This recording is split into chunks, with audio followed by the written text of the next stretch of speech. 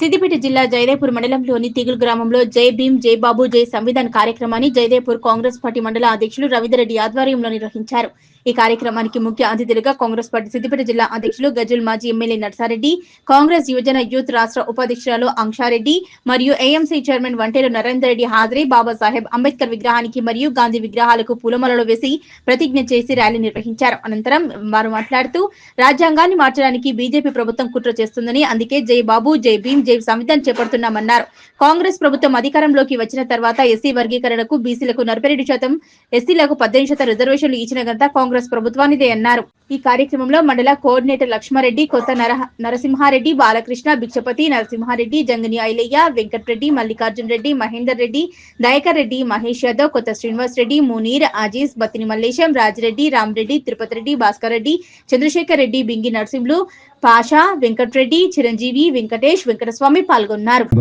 జై బాపు అంటే గాంధీ తాత కాంగ్రెస్ పార్టీకి 100 సంవత్సరాల కింద అధ్యక్షులు ఉండి అప్పుడు స్వాతంత్రం కోసం పోరాటం చేసి స్వాతంత్రం తీసుకొని వచ్చిండు మన గాంధీ తాత.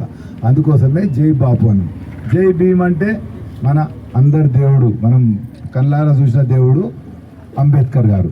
మనకు స్వాతంత్రం వచ్చిన తర్వాత మరి దళితులు, బలహీన వర్గాలకు ఏ విధంగా పైకి తీసుకురావాలనే ఆలోచనతో అప్పుడున్న మేధావులలో అంబేద్కర్ చాలా బాగా ఎక్కువ చదువుకున్నాడు, మేధావి.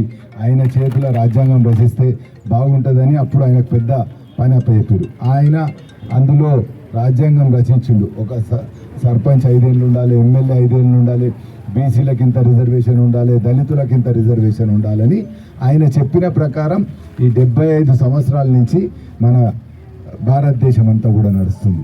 మరి ఆయన బాటలో మనం నడుస్తుంటే ఇప్పుడున్న కొన్ని పార్టీలు, ఇంతకు మొదలు ఉన్న మన కేసీఆర్ గారు ముఖ్యమంత్రి ఉండ్రి, ఆయన ఏం చేసాడు, మనకు రిజర్వేషన్స్ అవసరం అవసరం ఉంటాయమ్మా, చదువులు అవసరం ఉంటుంది, ఉద్యోగాలలో అవసరం ఉంటుంది. ఆ రెండు కూడా తీసేసే ప్రయత్నం కేసీఆర్ చేసాడు. ఏ విధంగా ప్రైవేట్ యూనివర్సిటీలు తీసుకొచ్చిండు. మల్లారెడ్డి యూనివర్సిటీ, అరోరా అని ప్రైవేట్ యూనివర్సిటీలో రిజర్వేషన్ ఉండదు.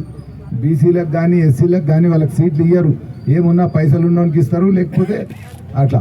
ఆ విధంగా రిజర్వేషన్ తీసే ప్రయత్నం మన కేసీఆరే మొదలు చేసాడు.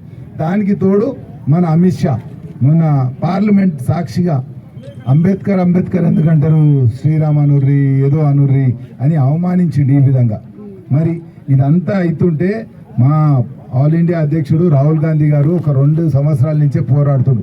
భారత్ జోడో యాత్ర అని ఆయన ఒక 3 నెలలు, ఒకసారి ఇంకోసారి 2 నెలలు పాదయాత్ర చేసి మనమందరం కలిసి ఉండాలి, ఆ రాజ్యాంగంను రక్షించుకోవాలి, ఈ బీసీలకు కానీ ఎస్సీలకు కానీ రిజర్వేషన్స్ కాపాడుకోవాలని పాదయాత్ర చేసింది. మరి మన అదృష్టం కొద్దీ కాంగ్రెస్ ప్రభుత్వం వచ్చింది. 15 నెలల వచ్చినాక ఏం చేసిరో కూడా మీకు తెలుసు. మహిళలకు ఏడికి పోయినా బస్సు అడుగుతలేరు, ఛార్జ్ అడుగుతలేరు. 200 యూనిట్ దాకా కరెంట్ ఫ్రీ ఇస్తున్నాం, గ్యాస్ కూడా ఇస్తున్నాం, ఇంకా కూడా ఇవ్వాల్సిన అవసరం ఉంది. అదేవిధంగా మీకు అన్నిటికన్నా ఎక్కువ మీ ఊరికి ఎంత వచ్చిందో తెలుసా అమ్మా? రుణమాఫీ 4 కోట్ల చిల్లర వచ్చింది. 4,72,500 మందికి మీకు రుణమాఫీ అయింది. 572 మందికి మీ దగ్గర రుణమాఫీ అయింది. అర్థం చేసుకోండి, 5 కోట్ల దాకా మీ ఊరికే పైసలు వచ్చినాయి. అంటే మీరు బాకీ ఉంటే ఆ బాకీ గవర్నమెంట్ తెచ్చింది మీకు. అంటే కాంగ్రెస్ ఇన్ని పనులు చేయంగా కూడా ఇంకా కూడా కొందరికి రుణమాఫీ రాలే, మేము ఒప్పుకుంటాం. అవి కూడా చేయాల్సిన అవసరం ఉంది. అవి కూడా కొంచెం బాకీ ఉంది, అదో 10 పైసలు ఉంది, అది కూడా చేస్తాం. అదేవిధంగా ఇంతకుముందు తిరుగుతుండే ఈ పైసా కూడా చెప్పారు. ఇళ్ళ గురించి చెప్తున్నారమ్మా. ఇల్లు కూడా తప్పక మాకు వచ్చినాయి 3,500 ఇళ్ళు అయితే బూత్కు 10 ఇళ్ళ లెక్క అనుకున్నాం. మీ దగ్గర 2 బూతులు అని 4 బూతులు ఉన్నాయంటే మా బైసాబ్ అన్నట్టు ఒకటేసారి అందరు రావు, కానీ 40-50 ఇళ్ళు అయితే తప్పక మీ దగ్గర ఇప్పించే ప్రయత్నం చేస్తాం. ఎందుకంటే మన మండలంలోనే కాదు, మన తాలూకాలనే చైతన్యవంతమైన గ్రామం అంటేనే తిగులు. అందరు చదువుకురు, అందరు కలిసి ఉంటారు, అందరు కలిసి పోరాడతారు అని మాకు అభిప్రాయం ఉంది. తప్పక ఒక్క 2 నిమిషాలమ్మా, ఓకే, ఎక్కువసేపు.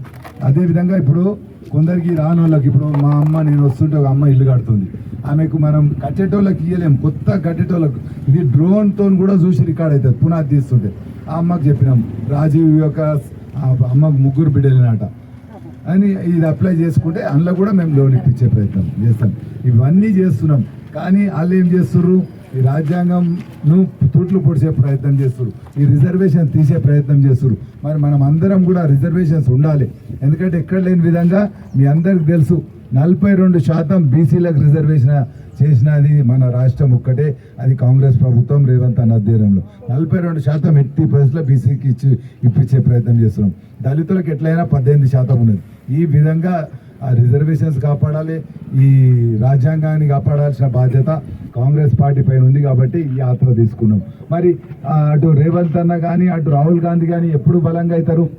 ఈడ రేపు రాబోయే ఎలక్షన్స్లో సర్పంచ్ కానీ ఎంపీటీసీ కానీ మీరు కాంగ్రెస్ వ్యక్తి గెలిపిస్తే ఆయన రేవంత్ అన్నకు బలం అవుతాడు, రేవంత్ అన్న రాహుల్ గాంధీకి బలం అవుతారు. వాళ్ళు ఆ బలంతో ఇంకా మన గురించి ఎక్కువ పోరాడతారు. కాబట్టి మీ అందరిని కోరేది ఏంటంటే రేపు ఎస్ఏ కావచ్చు, బీసీ కావచ్చు, ఓసీ కావచ్చు, కాంగ్రెస్ సర్పంచ్ను కాంగ్రెస్ ఎంపీటీసీని గెలిపించుకొని మేము మీకు ఎప్పుడైనా అందుబాటులో ఉండి సేవ చేద్దనుకుంటాం.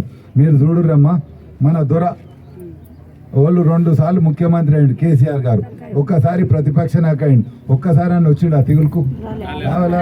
మరి మన ఎమ్మెల్యే 2 సార్లు 3 సార్లు గెలిపించినాం, రాడు.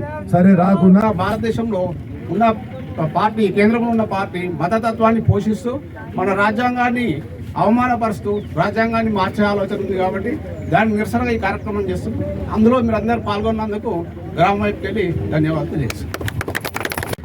నడుస్తూ ఉంది కాబట్టి మన మండలంలో కూడా ఇంకొక 3 విలేజ్లు అయిపోతాయి. ఈ తిగులు ఇంకోటి అన్నసాగర్, తిమ్మాపూర్, జగదేపూర్ ఉన్నాయి. అవి కూడా రేపు ఎల్లుండి కంప్లీట్ అయిపోతాయి. కాబట్టి మనము అంబేద్కర్ గారు మనకు రాసిన రాజ్యాంగాన్ని బీజేపీ పార్టీ తూట్లు పొడిచే ప్రయత్నం చేస్తుంది కాబట్టి మన పార్టీ, మన పెద్ద నాయకులు, ఏఐసిసి నాయకులు ఈ యాత్రను తీసుకోవడం జరిగింది. దానికి అనుగుణంగా మనమంతా ఈ యాత్రను చేయడం జరుగుతుంది. ఇంకోటమ్మా, పిల్లలకు చదువుకుంటానికైనా లేదా ఉద్యోగాలకైనా రిజర్వేషన్ల కోసం అంబేద్కర్ రాసిండు, దాన్ని తూట్లు పడవాలనే ప్రయత్నము మన బీజేపీ చేస్తుంది. ఇంకొకటి దాని గురించి పెద్దలు మాట్లాడతారు. ఇప్పుడు మన కాంగ్రెస్ పార్టీ వచ్చి నుంచి రేవంత్ రెడ్డి గారు వచ్చి నుండి ఫస్ట్ మహిళలకు ఉచిత బస్సు ప్రయాణం చేశాడు, తర్వాత కరెంటు బిల్లు మాఫీ చేశాడు, గ్యాస్ వస్తున్నది, ఒక్కొక్కటి చేస్తున్నామా, మొత్తం అప్పుల కుప్పగా తయారైంది కాబట్టి దాని బస్సులో ఒకటి చేస్తున్నారు. కాబట్టి తర్వాత విషయాలని పెద్దలు చెప్తారు. ఎవరైనా ఒక్కరు తిగుల్ గ్రామ కాంగ్రెస్ పార్టీ ఎంపీటీసీ గారు మంజులా మహేందర్ రెడ్డి గారు అందరికీ తిగుల్ గ్రామం తరఫున ధన్యవాదాలు తెలియజేస్తున్నాం. ముఖ్యంగా కేంద్ర ప్రభుత్వము అనుసరించేటువంటి ప్రజా వ్యతిరేక విధానాలకు వ్యతిరేకంగా గ్రామాలలో ప్రతి యువత సన్నద్ధమై దానికి వ్యతిరేకంగా పోరాడాలని ఈ యొక్క సమావేశపరంగా కోరుతున్నాను. అదేవిధంగా గ్రామాలలో గాంధీ, అదేవిధంగా అంబేద్కర్ కలలు కన్నటువంటి రాజ్యం రావాలి. ఎందుకంటే వాళ్ళు ఇష్టం వచ్చిన రీతిగా గ్రామాలలో అధిక ధరలను పెంచి రైతులపైన మోయలేని భారాన్ని మోపుతున్నారు. దానికి అనుగుణంగా ప్రతి యువత ఉత్తేజులై దానికి వ్యతిరేకంగా పోరాడి మన యొక్క గ్రామ సమస్యలను పరిష్కరించుకోవాలని కోరుతున్నాను. ముఖ్యంగా గ్రామాలలో ఇంకా ఇన్ని 75 సంవత్సరాలు స్వతంత్రం వచ్చి 75 సంవత్సరాలు వచ్చినా కూడా గ్రామాలలో ఇంకా అభివృద్ధి కుంటుపడి ఉన్నది. కావున యువత కూడా అసాంఘిక కార్యక్రమాలకు ఉపాధి లేక వాళ్ళు ఎన్నో విధాలుగా పెడతవలు పడుతున్నారు. కాబట్టి వాళ్లకు సరి అయిన మార్గం చూపించి వారి యొక్క ఉపాధి అవకాశాలు చూపించాలి. అదేవిధంగా ఇప్పుడు ఉన్నటువంటి ప్రభుత్వం కూడా, రాష్ట్ర ప్రభుత్వం కూడా గ్రామాలలో వాళ్ళ యొక్క ఉపాధిని ఖచ్చితంగా దాన్ని నెరవేర్చాలని కోరుతున్నాము. ముఖ్యంగా ఈ తిగులు గ్రామంలో కూడా చాలా మంది ఇల్లు లేని చాలా మంది పేదలు ఉన్నారు. దయచేసి నర్సరెడ్డి అన్నకు కోరేది ఏమంటే ఒక 100 ఇండ్లు ఖచ్చితంగా మంజూరు చేయాలని కోరుతున్నాము. అదేవిధంగా గ్రామాలలో మురికి కాలువల నిర్మాణము, రోడ్ల నిర్మాణము చేస్తే చాలా బాగుంటుందని కోరుతున్నాము. ముఖ్యంగా నిన్న మొన్న గ్రామాలలో ఉన్న యువత రాజీవ్ యువ వికాసం అనే ఒక రాష్ట్ర మన రాహుల్ గారి యొక్క నిర్ణయం మేరకు దానికి అప్లై చేసుకున్నారు. కాబట్టి అర్హులందరికీ దాని విషయంలో వాళ్ళకు న్యాయం చేయాలని కోరుతున్నాము. Thank you.